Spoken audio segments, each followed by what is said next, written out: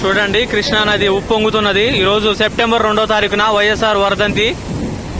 నిన్న కూడా ఇదే విధంగా వచ్చింది. ఈ విధంగా ఎప్పుడు రాలేదు. 1994లో వచ్చిందంట. మళ్ళీ వైఎస్ఆర్ చచ్చిపోయినప్పుడు తర్వాతకు వచ్చిందంట 2009లో.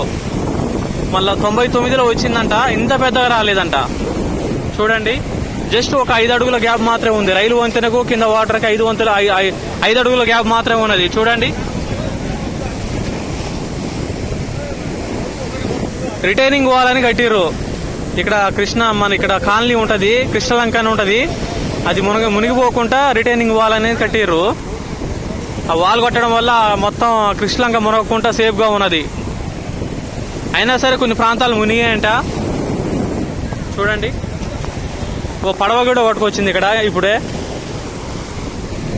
ఆడ బ్యారేజ్ దగ్గర కూడా పడవ అడ్డం పడింది.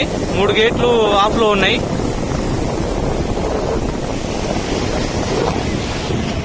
సంథింగ్ ఏదో కొట్టుకొస్తుందండి. ఏదో చూడండి, ఏదో కొట్టుకెళ్తుంది. ఏదో పెద్ద డ్రమ్ము లాగా ఉంది. అది ఇనుము మరి ఏందో అని అది కొట్టుకెళ్తుంది వాటర్లో.